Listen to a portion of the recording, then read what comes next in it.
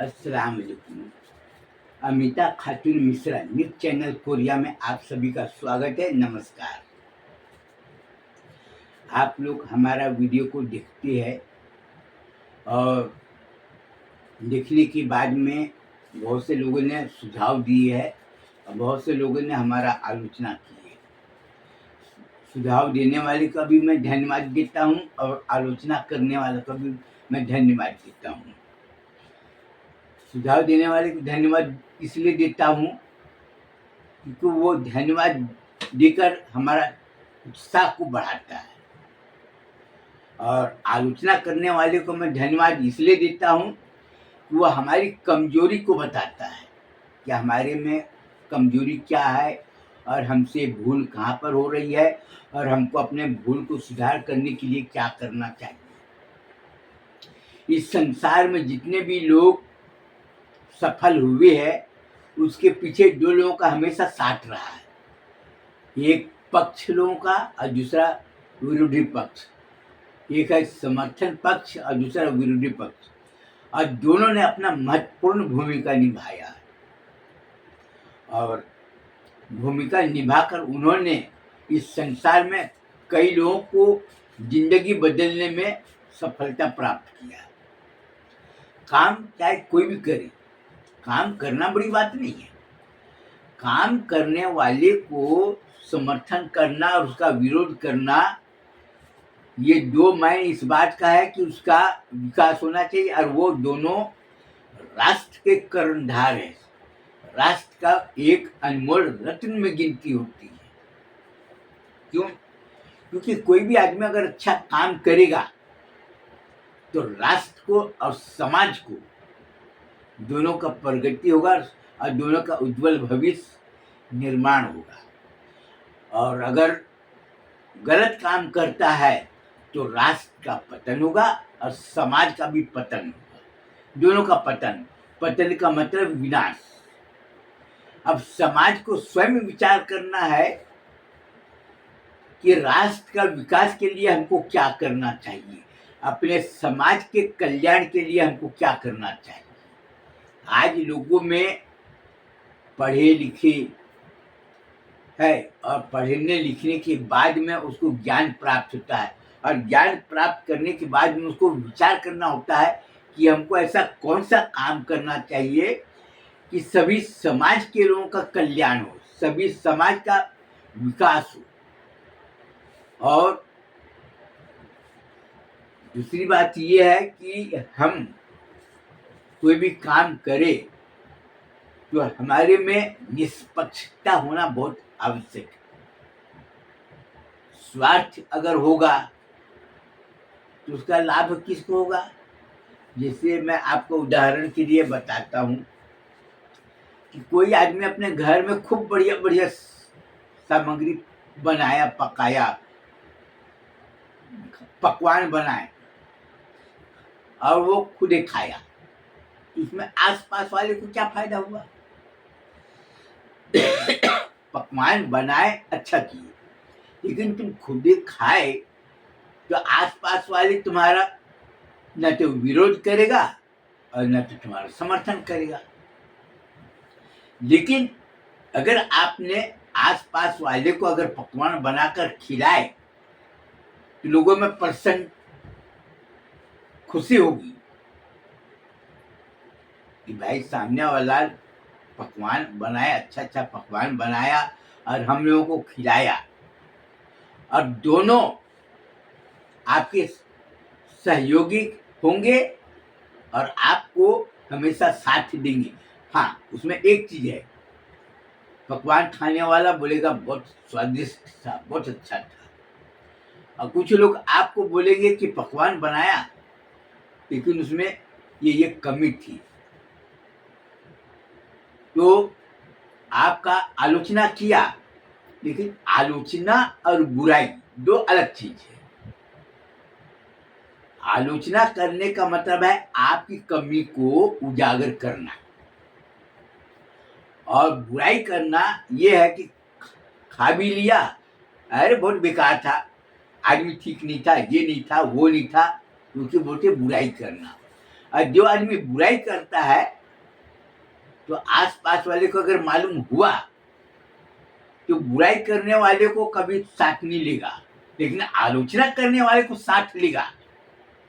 क्यों? क्योंकि आलोचना सुनना किसको अच्छा लगता है? जो निस्वार्थ होता है उसको अच्छा लगता है। स्वार्थी को अच्छा नहीं लगेगा, निस्वार्थ लोगों को अच्छा लगता है। और बड़े बड़े जो राजा महाराजा थे, उसके दरबार में बहुत बड़े बड़े लोग रहते थे, विद्वान रहते थे, लेकिन कुछ आलोचना करने वाले भी रहते थे। आलोचना करने वाले को पुरस्कार दिया जाता था। आलोचना करने वाले को पुरस्कार दिया जाता था, उसके पीछे मूल उद्देश्य क्या था? कि मैं सही काम करूं और लोग मेरे को, हमारा जो कमी है, हमारा जो भूल चूक है, उनका उजागर करें कि हमसे कहां पर भूल हो रहा है। अब आप देखे होंगे मस्जिद बनाते हैं। मस्जिद बनाते हैं किस लिए? नमाज पढ़ने के लिए। लेकिन मस्जिद बनाने वाला वो ये नहीं देखता कि मजदूर कौन से जात का है। उसका जो मस्जिद जो बना रहा है उसका एक ही उद्देश्य रहता है, हमारा मस्जिद बनना चाहिए, अच्छा बनना चाहिए, मजबूत बनना चाहिए। लेकिन वो कारीगर लाएगा, कारीगर से ये नहीं पूछेगा कि तुम कौन से जात हो। वो कारीगर लाएगा अच्छे अच्छे विचार वाले, मेहनती, दूरदर्शी, अच्छी सोच वाला लाएगा, क्योंकि उसको काम कराना ना। अब मस्जिद के बारे में आपको बता दूं कि कई मस्जिदें दूसरे समाज के लोगों ने बना है, और उसका बनाया हुआ काम आज तक दिखाई दे रहा है। किसने बनाया नाम तो मालूम नहीं, लेकिन आज भी उसकी कारीगरी दिखाई दे रही लोगों को। उसी तरह से मंदिर है, चर्च है, गुरुद्वारा है, बुद्ध विहार है, ये सब भी दिखाई दे रहे हैं। बड़े बड़े काम है, अंग्रेजों ने बड़े बड़े काम किए, सबको दिखाई दे रहा है। और अंग्रेजों ने जो काम करवाए है, मजदूर को तो पैसा दिया, ठीक है, लेकिन उनका काम आज तक याद कर रहे हैं। काम कराने वाला कौन? अंग्रेज। काम करने वाला कौन? अपने भारत के मजदूर। और दोनों की प्रतिभा वहां पर साफ दिखाई दे रही है।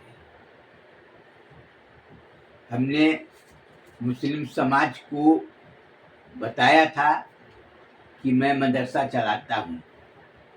हमारे देश में मदरसा तो बहुत है, मस्जिदें भी बहुत है, और मस्जिदें नमाजें हो रही है, और मदरसे में भी दीनी तालीम हो रही, लेकिन हमारा मदरसा का पहचान सबसे अलग है। क्यों? इसके पीछे कई लोगों ने हमको साथ दिया,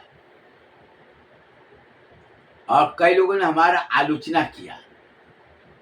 आलोचना क्या किया? इसमें मुस्लिम ही कार्यकर्ता होना चाहिए, और इसमें सिद्धांत मुस्लिम समाज का ही होना चाहिए। क्योंकि हम अपने मदरसे में सभी समाज के कल्याण के लिए बना है। हमारे मदरसे में उर्दू, अरबी, हिंदी, अंग्रेजी सभी पढ़ती है, लड़कियां भी पढ़ती है। और हमारे जीवन का मूल उद्देश्य क्या है? शिक्षित बनो, शिक्षित बनो, और हमेशा दूसरे के सहयोगी कार्य में अपना योगदान करो। ये हमारे जीवन का मूल उद्देश्य। हमको ये नहीं देखना है कि कौन से जात का है, क्या है, नहीं है। ये हमको अपना मदरसा चलाना है, तो हमको सोचना है कि हमको अपना मदरसा कैसे चलाना। पर मदरसा चलाने के लिए पैसा चाहिए, अब पैसा कहाँ से आएगा? अब अभी कल की बात है, कुछ लोगों ने हमसे तरह तरह के सवाल किए। मैं उनसे ये पूछा कि मदरसा चलाना है तो पैसा हमको चाहिए। बोला मदरसे से चंदा मांगो। चंदा किससे मांगो? अपने मुस्लिम समाज से मांगो। ठीक है। मौलाना साहब बयान कर रहे हैं कि मदरसे में अपनी हलाल की कमाई दो, लेकिन मैं ये पूछना चाहता हूँ कि हलाल की कमाई करने वाले कितने? हमको ये बताओ। हलाल की कमाई का पहचान क्या है, हलाल की कमाई किसे कहते हैं? तो इसका जवाब आनंद फानंद में सब कोई इधर देखते, कोई बोला मुसलमान की कमाई हलाल की होती, तो बोला मुसलमान की कमाई हलाल की होती है तो इसकी पहचान तो हमको बताओ। और आज कई मौलाना से हमने पूछे कि जो आदमी किराए का दुकान लिया या किराए का घर लिया और उसको हड़प कर लिया और वो हज करने के लिए गया, हज करके आया, ताबे जमजम बांट रहा है, खजूर बांट रहा है, सबको दावत दे रहा है, तो उसके घर में खाना खाना इस्लामी विधान के अनुसार अनुरूप है या विपरीत है? कई लोग हज करने के लिए जाते हैं तो फलाने का पैसा ले लिए, फलाने का इसका ले लिए, फलाने का दुकानी हड़प कर लिए, कई लोगों को उधारी पैसा लिए तो दिए नहीं और हज करने जा रहे, सबको दावत दे रहे, फलाने हज करने के लिए जा रहे हैं, बहुत खुशी है, अल्लाह कामयाबी दे, अल्लाह ताला ने बुलाया है, ये है, बहुत बढ़िया। लेकिन मौलाना ने बोले तो उसका अमाल उसके साथ में क्या बोलता है, उसका अमाल उसके साथ में, तो तुम क्या करने जा रहे? जब उसके अमाल उसके साथ में है तो तुम क्या करने जा रहे? बोला अपना मोमिन है ना, मोमिन है तो ठीक है ना, मोमिन है तो पढ़ाई किया, नमाज पढ़ा, कुरान शरीफ पढ़ा, लेकिन उसके कारनामे कैसे हमको ये बताओ। तो सब इधर बोला अरे अपना मुस्लिम है ना, क्या तुम्हें उसके काम में अड़ंगा डाल रहे, वो हमेशा बुराई करते हो, मैं तुम्हें कहाँ अड़ंगा डाला? मौलाना साहब चिल्ला चिल्ला कर बोल रहे हैं कि किसी भी इंसान का पैसा बेईमानी मत करो, किसी का पैसा अगर उधारी लिए हो तो उसको चुका दो, उधारी पैसा माफ नहीं। किसी का घर लिए, दुकान दिए हो, घर मालिक बोल रहा है कि भाई खाली कर दो तो उसको खाली कर दो, रोजी रोटी देने वाला अल्लाह ताला है, बोल रहे ना। लेकिन मैं मौलाना साहब से बोल रहा हूँ कि आज रोड में लोग चल रहे हैं, कई जगह चल रहे हैं, अतिक्रमण इधर किया, कुछ अतिक्रमण इधर किया, इधर से जा रहा है और लोगों को आने जाने में तकलीफ लग रही है। और कुछ लोगों से पूछ रहे अरे इधर से, अब किसी को धक्का लग गया, देखकर नहीं चलते, अरे देखकर तो चल रहे हैं, तुम देखकर नहीं चलते तो आंखें चढ़ाते हो, बोला ज्यादा बात मत करो, तो ज्यादा बात कौन कर रहा है, चलने वाला या धक्का मारने वाला? ये जिन्होंने अतिक्रमण किया उसको खिलाफ कुछ नहीं बोल रहे हैं, क्यों? अरे हम तो बाहर के आदमी हैं, क्या करना। और क्या बोल रहा है, हम ईमान वाले हैं। अब मुसलमान लोगों से जब पूछने जाओ कि भैया ऐसा ऐसा किया है, ये हमने वीडियो रिकॉर्डिंग की है, ये इसमें किए है, आप पूछने जा रहे, छोड़ो यार, अब क्या करोगे, अब वो ऐसा ऐसा किया, तो छोड़ो क्यों? किसी काम को छोड़ो क्यों? भाई तुम सही बोलो या तो गलत बोलो, वो सही काम कर रहा है तो अच्छा बोलो, और गलत काम किया तो गलत बोलो। तो बोलता है इन्नल्लाह मा साबिरीन, सब्र करने वालों के साथ अल्लाह है। यानी कोई आदमी ने किसी का जमीन को अतिक्रमण कर लिया, सरकारी जमीन, अपनी जमीन नहीं, सरकारी जमीन को आने जाने में तकलीफ हो रहा है, अब क्या बोल रहा है, इन्नल्लाह मा साबिरीन। तो इन्नल्लाह मा साबिरीन कहाँ पर लागू होता है, ये तो बता मेरे को।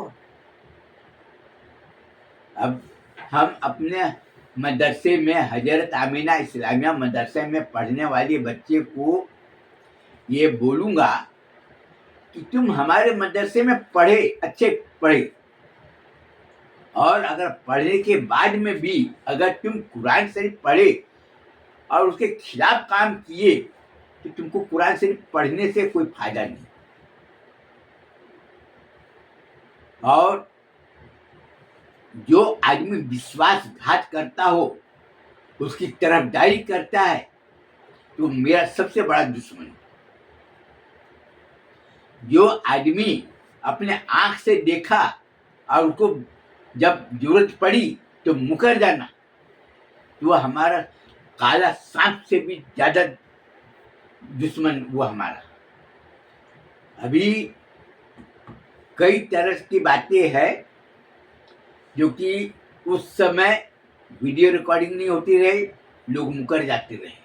बड़े बड़े पंचायतों में देखो, यहाँ पर अब उसको पता चला, अरे वो पंचायत में उसके तरफ से, दूसरे पंचायत में 2 पार्टी होती ना, एक उसके तरफ से और एक इसके तरफ से, तो बोलते रहे कहो मियाँ क्या हाल चाल है, बस कहो मियाँ क्या हाल चाल है। उसके पीछे का मकसद, अरे उससे हमारे अच्छे ताल्लुकात है, अब उसकी तरफ से तो नहीं बोलूँगा, अरे पैसे वाला है, ये है। नहीं, उसका नतीजा क्या हुआ, धीरे धीरे दुश्मनी बढ़ी नहीं, दुश्मनी और बढ़ी। अब वहां पर लोगों का कल्याण, यहाँ पर फायदा नहीं हुआ बल्कि और विनाश हुआ, बर्बादी हुई। क्यों? क्योंकि लोगों ने देखे। अब आपको ये मैं बता देता हूँ, मैं कोयला खदान में काम करता, सबको मालूम है, हमारे अब्बा भी काम करते, ये भी सबको मालूम है। मैं कोयला खदान में जब काम करता था, आज से करीब 35 साल पहले की बात है, तो मैं कोयला में लोडर का काम करता रहा। उस समय अपने उम्र थी, और नहीं 1982 की बात बता रहा हूँ, 80-82 की बात बता रहा हूँ। तो कोयला भरते थे, तो कोयला जब तोड़ते थे उसकी दूरी थी 500 फीट 600 फीट, लेकिन गाड़ी जो होता है वो रेलवे लाइन में सब एक लाइन से, वहां पर तो अगल बगल में नहीं रहा, वो तो एक आगे एक पीछे पीछे पीछे ऐसा रहता है। आप तो देखे होंगे गाड़ी। अब हमने तो कोयला भरना है, क्योंकि कोयला भरेंगे तभी हमको पैसा मिलेगा। अब हमने क्या किए, छत तोड़ के पैसा, कोयला तोड़ी, दीवार दोनों तरफ की दीवार तोड़े, कोयला गिराया, भर दिए। अब सवाल ये है कि कोई भी आदमी पढ़ा हो या अनपढ़ हो, कि वो कोयला पाया कहाँ से? अजुआ भैया कोयला पाया कहाँ से? कि गाड़ी तो भरा, 2 गाड़ी भर दिया, लेकिन कोयला वो लाया कहाँ से? सवाल ये है। कोयला खदान, ये भी बात है। और दूरी है 600 फीट की दूरी में, वो करीब 12 गाड़ी रहती है एक लाइन से, और 12 गाड़ी है। अब कोयला तो टूटा है नहीं, क्योंकि जो शॉर्ट फायरर होता है वो क्या करता है, अपना बारूद भरता है, ड्रिल मशीन वाला हुल मारता है। ड्रिल एक मशीन होता है जिसमें बर्मा होता है, करीब 8 फीट 10 फीट का बर्मा होता है, उसको दबा तो घूमता है ऐसे करके और हुल मारता है। तो ड्रिल मशीन वाला आया नहीं, डीसी चलाता है वो, उसको डीसी बोलते हैं, डीसी ड्रिल मशीन जो ड्रिल करता है, जो हुल मारता है। शॉर्ट फायरर आया नहीं, बारूद भरा नहीं, शॉर्ट फायरर जब आवाज जब किया नहीं तो कोयला निकला नहीं। तो अजुआ भैया ने कोयला भरा कहाँ से? गाड़ी कोयला तो भरा, ये सब कुछ मालूम है, लेकिन अजुआ भैया को कोई आदमी कुछ नहीं बोला। क्यों नहीं बोला? क्योंकि अजुआ भैया जात का ब्राह्मण है। वही काम मेरी जगह पर कोई दूसरा अगर करता तो इसको तुरंत सस्पेंड कर देता। क्यों? क्योंकि उसे बोला कि तुम कोयला कहाँ पाए। सवाल एक ये है कि कोयला तुम पाए कहाँ से कि गाड़ी को तुम भरे। तो मैनेजर वो भी ब्राह्मण, शॉर्ट फायरर वो भी ब्राह्मण, माइनिंग सरदार वो भी ब्राह्मण, मैं वो भी ब्राह्मण, तो मेरे खिलाफ कौन जाएगा? कोई नहीं जाएगा। सब लोग देखकर मेरे को जलते रहे, लेकिन कोई आदमी कुछ नहीं बोलता रहा। क्यों नहीं बोलता रहा? क्योंकि हमारे खिलाफ में शिकायत अगर करेगा क्या करेगा, किसके पास जाएगा? और कई लोगों ने भरा भी, तो क्या बोला, अरे छोड़ो यार, अजुआ भैया कर दिया, करने दो, क्या करना, तुम लोग तो मेहनती हो, अच्छे हो, ये हो, लिपा पोती करके पकड़ दिए उसको। मैनेजर से आपके पास में हमारा कंप्लेन गया, किसने किया? अरे छोड़ो यार, क्या तुम भी उसकी बात करते हो? अरे क्या है वो, बच्चा है, 22 साल 23 साल का उम्र है, क्या करना, तुम लोग तो समझदार आदमी हो ना, थोड़ा था। लेकिन वही अगर दूसरे समाज का रहता है ना, तुरंत उसको कर देता है।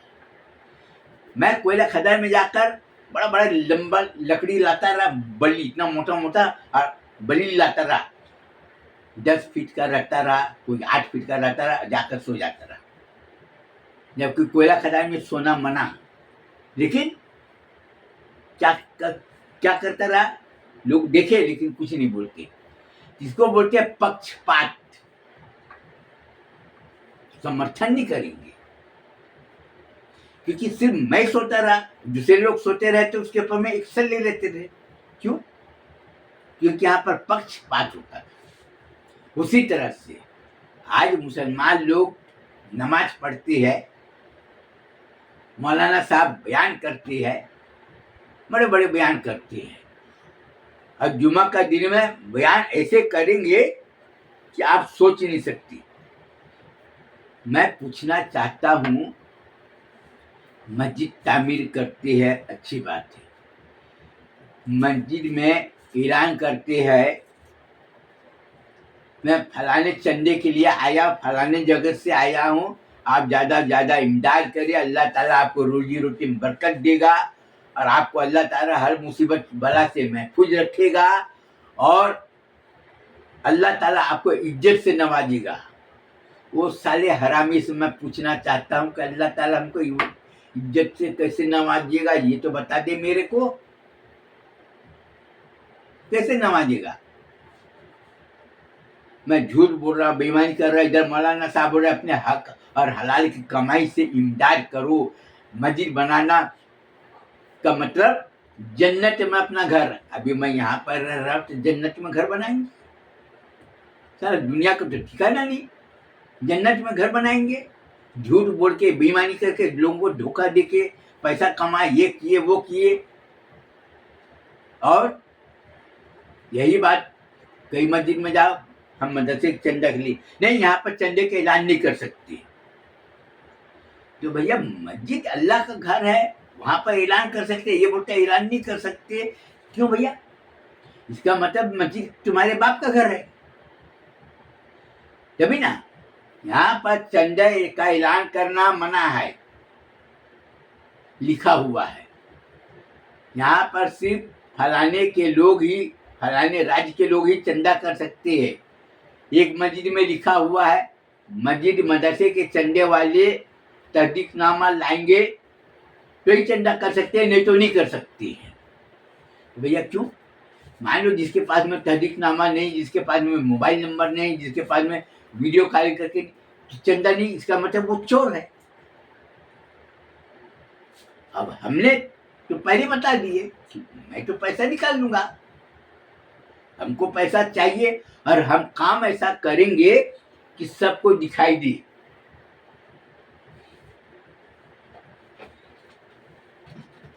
जैसे एक बोतल है, ये बोतल है, पानी है ना, सबको दिखाई दे रहा है, उसी तरह से।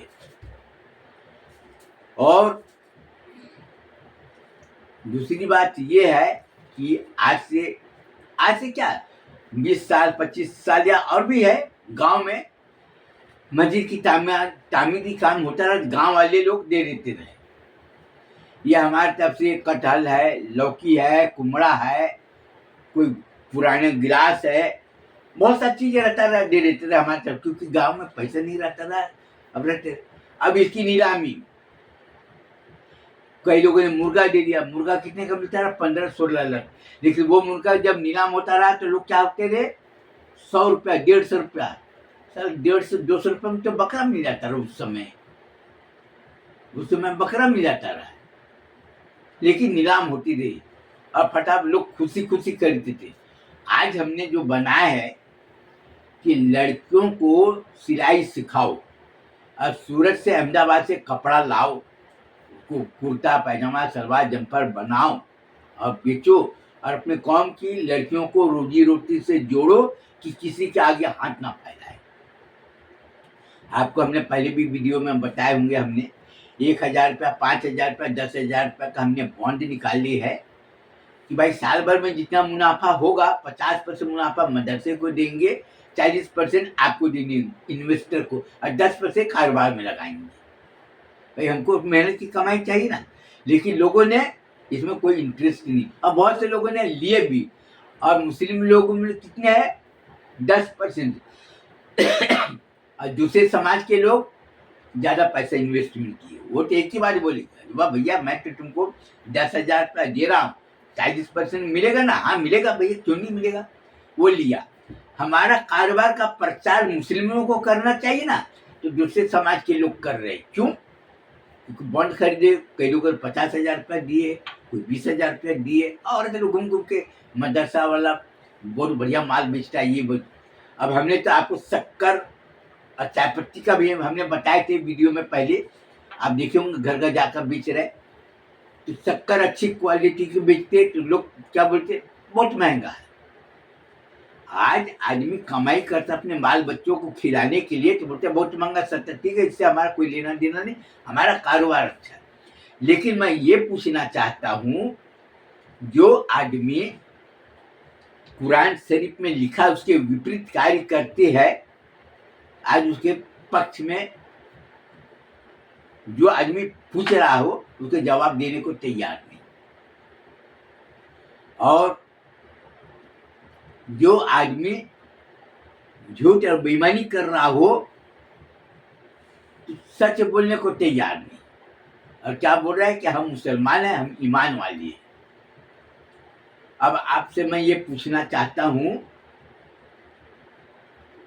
चाहे कोई भी हो, मुस्लिम समाज में तो मैंने अभी वर्तमान समय में दो विचारधारा के, एक है अहले सुन्नत जिसको बरेली विचारधारा के बोलते हैं, और सुन्नी जमात में बहुत से है, कादरिया है, चिश्तिया है, नक्शबंदी, ये सब बहुत है, और तबलीग की जमात उसमें भी है। वो बोलता मैं सही काम कर रहा हूँ, वो बोलता मैं सही काम कर रहा हूँ। लेकिन काम कर रहा है तो पूछे रहे तो भाई उसको बताना चाहिए ना कि क्या है नहीं है। अब आपको ये मैं बता दूं कि जब कोई आदमी काम कर रहा है और किसी ने अगर उसका विरोध किया तो वो क्या करेगा, ये तो काम छोड़ के चल देगा, और नहीं तो लड़ाई झगड़ा करने पर उतारू हो जाएगा, दो में से। अब विरोध अगर किया तो आप लोगों को बताओ कि उन्होंने क्या गलत काम किया है, अगर सही किया है वो भी बताओ। अब ये जैसे हमने इसमें है, ये मोबाइल है, इसमें फेसबुक है या यूट्यूब है, इसमें जाते, जिसमें एक है लाइक का, दूसरा है शेयर का, और तीसरा है कमेंट का। तो कोई आदमी अगर अच्छा काम कर रहा है तो आप कमेंट में बताओ तुम्हारा बहुत अच्छा काम है, ये है। और कोई अगर गलत काम कर रहा है तो उसको करो। अब रही बात सब्सक्राइब करने का, तुमने कई लोगों को बोला कि हमारी ये वीडियो है, आप उसको देखो और कमेंट करो। बोले हाँ ठीक है, कमेंट करेंगे, ठीक है, हम लाइक कर देंगे। लेकिन हमारे न्यूज चैनल का नाम क्या है जब वो बताए ही नहीं, तो कमेंट क्या करेगा, लाइक क्या करेगा, सब्सक्राइब क्या करेगा। आप इसी से आप अंदाजे लगा लो, आप इसी से अंदाजे लगा लो कि वो मुस्लिम हम जो काम कर रहे हैं, अगर मैं प्रश्न व्यक्तिगत अपने नाम से कर रहा हूँ, आज में बोलेगा अरे वो ये काम कर रहा है तो अपने लिए कर रहा है, तो अपने क्या लेना देना, जाओ अपना कुछ भी करो।